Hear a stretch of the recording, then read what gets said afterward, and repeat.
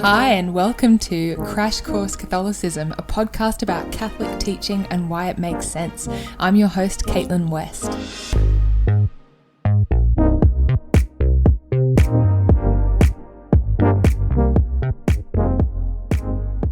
Hey fam, how's it going? Welcome to episode 73. Hi, long time no speak. Well, it's actually not that long. It's just an extra week since, when I would normally post an episode. But anyway, it turns out that finishing a PhD is really hard. So here we are, a little bit later than usual, but better late than never. And today's episode is going to be on freedom. Now, freedom is, as I discovered putting together this episode, like a massive topic. We could do like a whole series on freedom. So this episode is not going to be like a definitive last word on freedom. In fact, it's barely going to be a first word on freedom. This episode is going to be like a series of thoughts on what freedom is and how we can live freedom a little bit better. And I'll include some resources in the show notes for people who want to go a little bit further. And actually, one thing that I will say straight off the bat is for anyone who wants to think more about freedom, I cannot recommend highly enough reading Jacques Philippe's classic Interior Freedom. This book is incredible. Many of the ideas in today's episode are taken from that book, but it's kind of like a well of wisdom. So if you're someone who is struggling with freedom and you want to think about how you can live it better, I really recommend reading Interior Freedom by Jacques Philippe. But anyway, today we're just going to touch on a few different points that might help us to live freedom a little bit better. So you might remember that way back in episode 27, we talked about like the kind of theology of freedom and responsibility in the area of morality.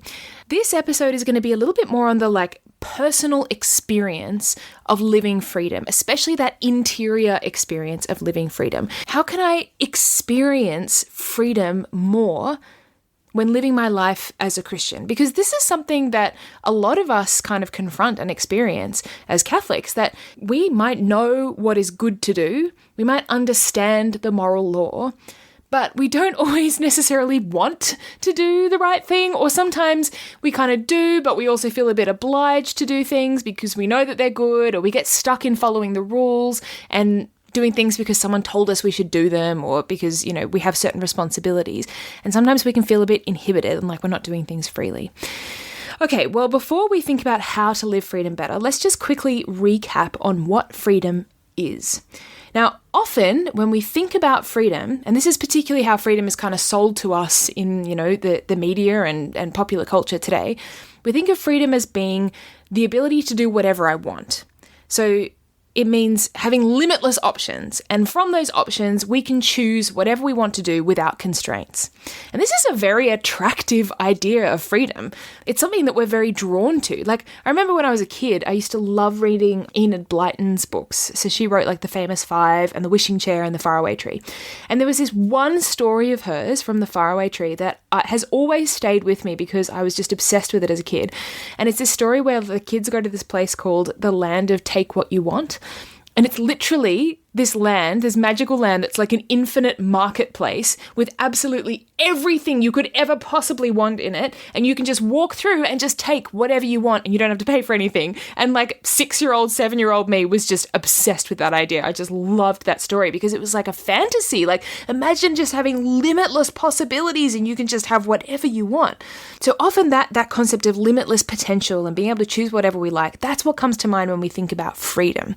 But of course, we know from our own experiences that being given limitless options doesn't always make us more free. Like, you might have had that experience, I have it all the time, where you sit down to watch something on like Netflix or whatever, and you start scrolling and you immediately get overwhelmed with how many options there are, and you just sit there and you scroll and scroll and scroll for like half an hour, 45 minutes, and eventually you just like rewatch The Proposal for like the 500th time because it's a perfect rom-com, so you might as well. Or you give up and you just go to bed. Or like another example, I was recently talking to a friend of mine and I was asking her one of my favorite questions to ask people, which is, if you could tell any story from your life, anything at all, but only one story, which story would you tell and why? I love that question. It's like such a great conversation starter.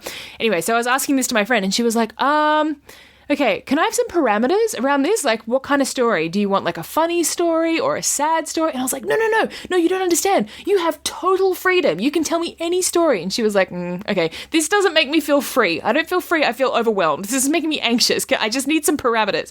Okay, so we know that that experience of limitless options doesn't always necessarily equal freedom. And of course, options are good. And being able to choose from among options is a good thing. And that's an important part of freedom. In fact, the Catechism defines freedom in point 1731 as the power rooted in reason and will to act or not to act, to do this or that, and so to perform deliberate actions on one's own responsibility. So having the ability to freely choose from among options, that's a good thing and it's an important part of freedom. However, the other thing that is equally important about freedom isn't just the freedom to choose, it's also the question of what we choose. What we choose, the thing that we choose, is just as important as the ability to choose. So Fulton Sheen talks about it like this. He talks about how there are two sides to the coin of freedom. There's freedom from and freedom for. So freedom from constraint or from limitations, but also freedom for the good, freedom for something good. And both of these are equally important. Like there's no point in us having freedom from constraints if we then use that freedom for something that will just enslave us or hurt us. That's not true freedom. So for example, say that I freely make the choice to take heroin. Well, okay, in one sense, yes, I'm free from constraint and I'm deliberately making that choice. But in another sense, in the sort of freedom for sense, I'm actually enslaving myself because I'm going to become addicted to this drug that's going to ruin my life. So freedom for is just as important as freedom from. Okay, so bearing that in mind, I'm now going to read two different definitions of freedom. One is from Pope John Paul II, and the other is from Bishop Barron. John Paul II says, "Freedom consists not in doing what we like, but in having the right to do what we ought." And then Bishop Barron says, "Freedom is the disciplining of desire so as to make the achievement of the good first possible and then effortless." Okay, so basically they're both phrasing it slightly differently, but essentially what they're both saying is that freedom means having the ability to do what is right or to seek the good. It's a freedom from constraint so that we can do good. Now, in one sense, that definition sounds like a paradox of like Chestertonian proportions. Saying that freedom means doing the good is basically saying freedom means following the rules. Like, how on earth does that work? It just doesn't make any sense. Okay, let's think about it. When I make a choice, and I mean every single time I make a choice, I am always seeking something that I believe to be good. Always. St. Thomas Aquinas talks about this, that as human beings, we are built for happiness, right? We're built for God. So we're actually incapable of choosing something that we truly believe is going to make us ultimately unhappy or to hurt us. Even when we know on one level that something is bad and we choose it anyway, we're choosing it because deep down there's like a little voice that's like, yeah, but maybe it will make me happy, or maybe it will bring me pleasure, or maybe it will be good ultimately.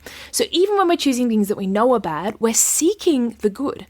So if we think about that and then go back to that definition, that freedom is about the ability to pursue what is good, we can see that the truth of that definition is actually built into us. Because whenever I say, I want to be free, or I want to be free to make this choice, what I'm actually saying is, I want to be free to pursue the good. I want to be free to pursue this thing that I think will make me happy. Now, of course, the question that arises, what constitutes the good? Like, some things are subjective, okay, like which films you like and what your favorite ice cream flavor is. And when it comes to something subjective, then pursuing the good really comes down to like, well, what do you want? What flavor ice cream do you want? I recently went and got ice cream with a friend of mine, and she got like some like really grown up, responsible flavor, like rum and raisin or something. And then I ordered mine, and it was like this electric blue bubblegum flavored ice cream with like sprinkles on top. And she looked at me and she was like, oh, we are so different.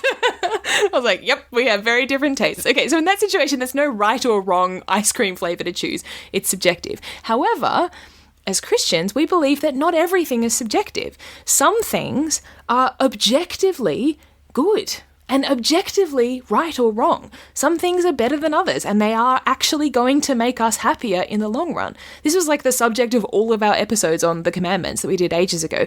Objective morality and objective good. Okay, so we believe that some things are objectively true. We also believe that truth and the moral good are also intimately and inextricably bound up with joy and happiness and goodness.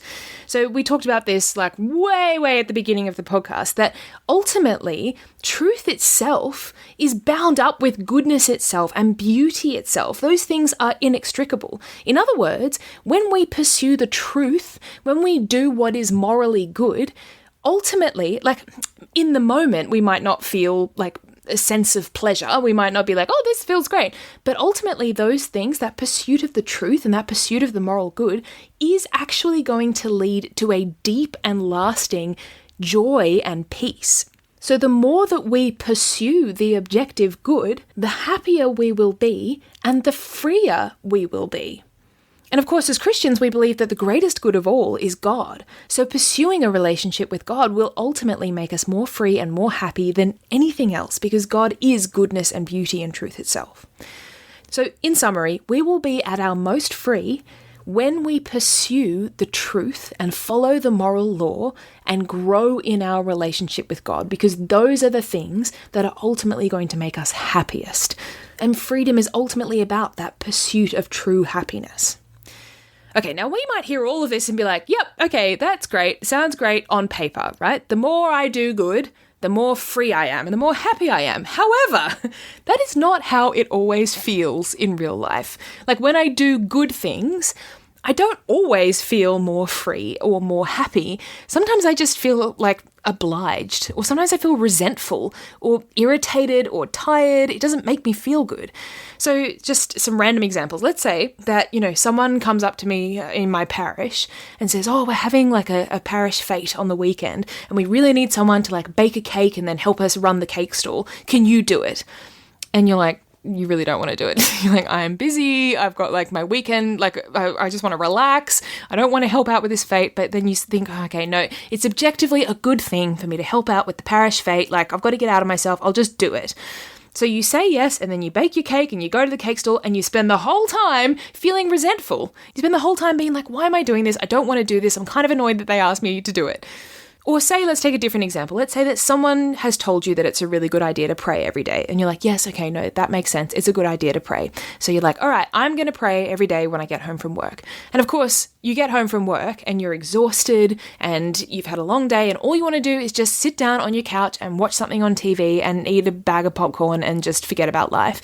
But instead, you've got this little voice in your head that's like, no, like you should pray. Remember, you're supposed to pray. And so you go and you do some prayer, but you're not doing it so much from a place of freedom. You're more doing it from a place of like, this is something that I have to do.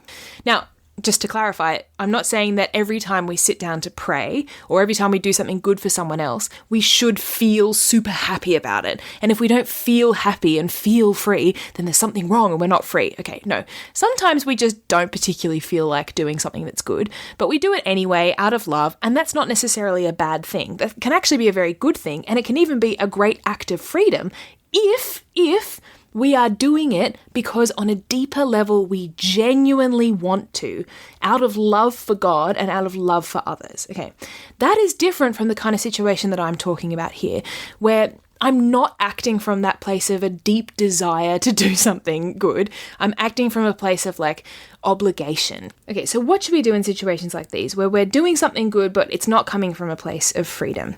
Because one thing that might be tempting is to think, well, maybe I should just stop doing that thing. Like maybe I shouldn't be praying, or maybe I shouldn't do that, help out at the fete because I don't feel free. And it's true, right? That God doesn't want us to act from that place of obligation or guilt or fear. Like, God wants us to be happy. He wants us to do good, not just for the sake of ticking a box. Like, he wants us to do good freely because we want to. And then by doing the good, he wants us to grow in love for him and grow in happiness. So God isn't going to be standing at the gates of heaven with like a clipboard and a pen at the end of our lives being like, all right, tick boxes. Did you pray every day? Did you do this? Did you help out at the fete? God is going to ask us, how well did you love me and love others through me? How did you let me love you? And we can't freely love God if we're just doing things from this place of like, well, I've been told to do it, so I have to do it. However, at the same time, we should be doing good things. So it's not a matter of just being like, well, I don't feel free, so I should just stop doing that thing.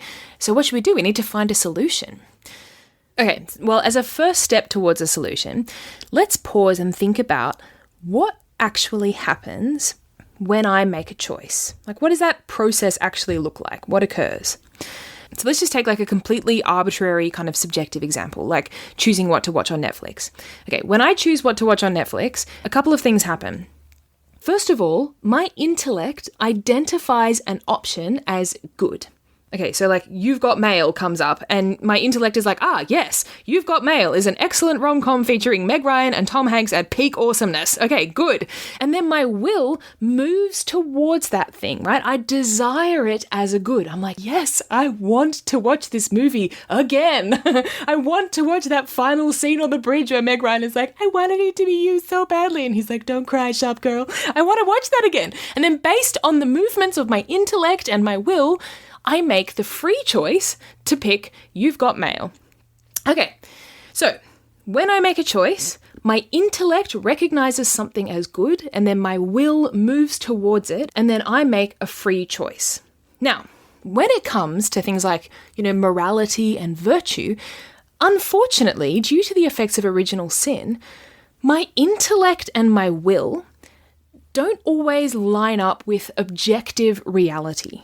So what do I mean by that? What I mean is that sometimes I will perceive something as good, my intellect will identify it as good, when it's actually bad for me. Or I might perceive something as bad when it's actually good for me. And the same goes for my will. Sometimes I desire things that will harm me, or I feel an aversion to things that are good for me. So in those situations where I'm feeling resentful about doing something, I'm like, oh, why do I have to do this? Okay, maybe the first step is to examine myself and figure out, okay, what's going wrong here? What's not matching up in that dynamic of intellect, will, and like the object itself? So the first thing to figure out is what is actually the good in this situation, right? And of course, in some situations, it's pretty obvious what is good. Like if the question is like, should I go to mass on Sunday? Well, the answer is yes. But there are other situations where it's a bit more contextually dependent, or it's a bit more subjective, and there's no kind of black or white moral right or wrong. So in those situations, we need to figure out, okay, what does God actually want of me in this situation? And in trying to understand where the good is in a particular situation, there are many things we can do. If it's an issue of morality, then maybe we need to read up on a topic a little bit more, or maybe we need some advice from someone. We can talk to, a friend who knows us really well, or a priest, or someone who is well formed. We can take it to spiritual direction. So there are all of those kind of external things that we can engage in.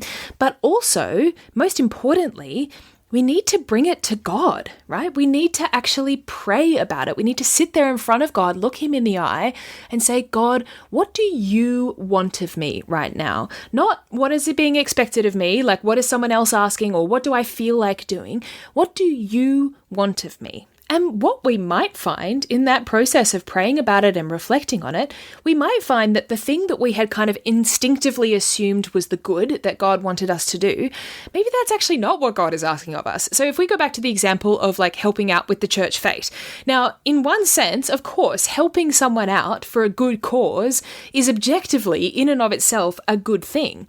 However, I need to consider that good thing in light of my own circumstances and discover what God is actually asking of me right now in my own situation. So maybe, like, I'm a parent with 3 young kids and I've had a massive work week. I've been working really long hours and I've barely had time to spend with my family.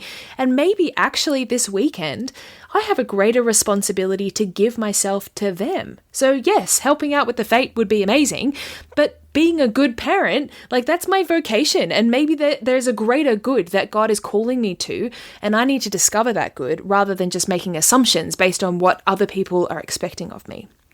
Now, at other times when we pray and reflect, we discover that actually, no, God does want us to do that thing, but he also wants us to own it, right? Rather than just to do it because we've been told to do it, he wants us to really make it our own.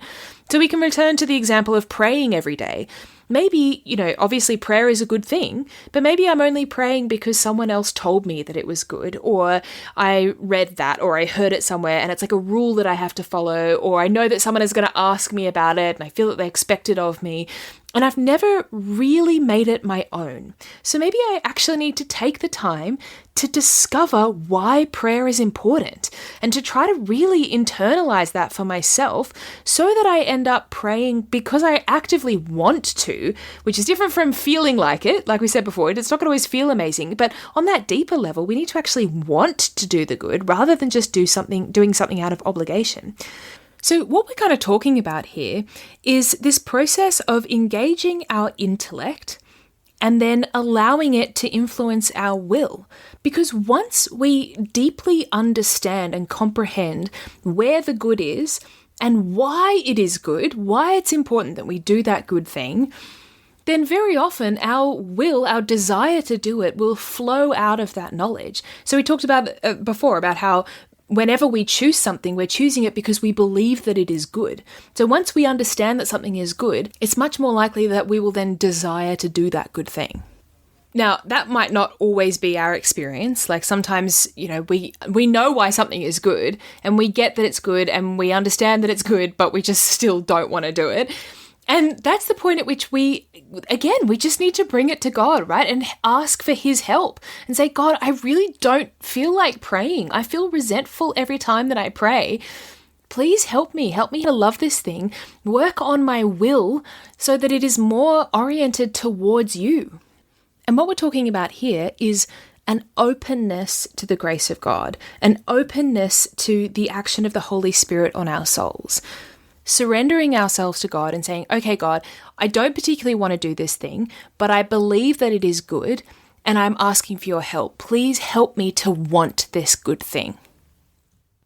Now, this whole process of engaging my intellect, surrendering my will to God, openness to him, is so important when it comes to our freedom, but it can also be really difficult. It can be really hard to basically hand ourselves over to God and say to him, God, help me to understand this and help me to want it. It can be a scary thing to do because sometimes, like in the situation where we realize that actually the thing that everyone is expecting of us is not the thing that God is asking of us, sometimes when God shows us his will, that means that we're going to have to disappoint someone.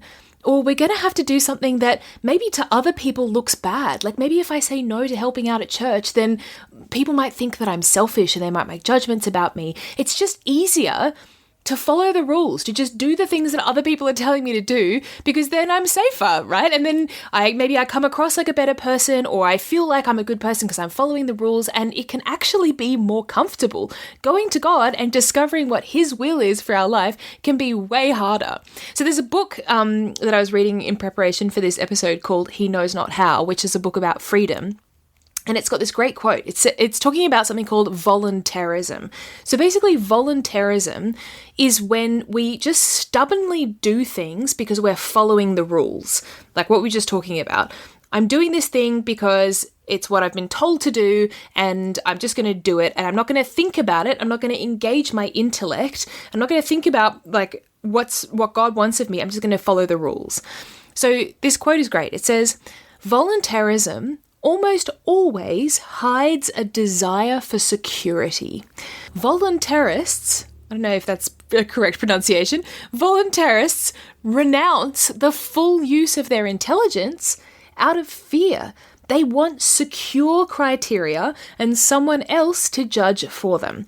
They are happy just to obey what someone else tells them or to obey some rules or guidelines. And reading this quote, I was like, oh, there's so many times when that description has applied to me. Like, I've done something like quote unquote good, maybe it was good, But I've done it not because I've prayed about it and I've brought it to God and I've asked for advice and I've thought about it and I truly believe that I should do it and I want to do it. I'm doing it because I'm just following the rules. And I feel like if I follow the rules and I do the right thing, then I'll be a good person and that's safe. Or I'm afraid that if I say no to something, I'll come across like a selfish person or other people might judge me. Side note, do you know what the most terrifying thing is? If you're someone who struggles with voluntarism, the most terrifying thing is when you take something to, prayer, you sit down with God and you're like, okay, God, what do you want me to do? And God's response is, do what you want to do. He's like, what would you like to do? Because he didn't make us robots, right? He wants us to use our freedom. That is terrifying. Whenever that happens to me, I'm like, no, God. I just want you to tell me what the rules are. Tell me what to do and I'll do it. And God's like, nope, not how I made you. I love you and I want you to be happy. And guess what? Sometimes there isn't a black and white answer to a situation. Sometimes you have two options and they're morally neutral and you get to pick one of them. And it doesn't feel like you get to pick it. It feels like you have to pick it. It's terrifying. But it's so good for us. It is so good for us to exercise our freedom because the more we exercise our freedom, the more we will be free. And you know what else will help to increase our freedom? This is something that Jacques Philippe talks about. Growing in the 3 theological virtues. So you might remember those 3 virtues are faith, hope, and love. Growing in faith, hope, and love. Jacques Philippe talks about how the amount of interior freedom that we have is directly in proportion to how much faith, hope, and love we have. The more we have these 3 theological virtues, the freer we will be. So he writes that Christians are not people who follow a set of rules. Christians are first and foremost people who believe in God, hope for everything from him, and want to love him with all their hearts and to love their neighbours. So basically, faith, hope, and love are like an anchor that grounds us and grounds every decision that we make in our relationship with him. If we have a deep and trusting and loving relationship with God, if we know that we are his children, we trust him, we trust that he loves us and that he will do what's best for us, and we love him with all of our hearts, then every decision that we make will arise out of that security, the security of that relationship. We won't be kind of looking around us and thinking, okay, what does so-and-so want? Or what might that person think? Or what is someone else expecting me? Or looking inwardly at ourselves and thinking, what makes me comfortable? Or what do I want to do? Instead, every choice that we make will begin with looking at God and asking him, what do you want of me right now? And then we can have peace. Right? We can know that even if the decision I make doesn't work out and it's not perfect or I get it wrong, or even if something is hard or someone judges me for what I do or I have to disappoint someone, I remain a beloved child of God, always and forever. God loves me unconditionally, no matter what I do. And that will anchor us and allow us to actually flourish in our freedom. So this is really at the heart of our freedom. If we want to be free, we need to grow in faith, hope, and love. Now, the good news is that these 3 theological virtues, faith, hope, and love, they are free gifts from God. We can't earn them, right? I can't force my way to having greater faith. I can't will my way to having more hope. Instead, these are the result of the outpouring of the Holy Spirit. So if I want to grow in these 3 virtues, the best thing that I can do is to ask for them. To just simply ask, Lord, increase my faith, hope, and love. This is an aspiration that we can say always, increase my faith, hope, and love.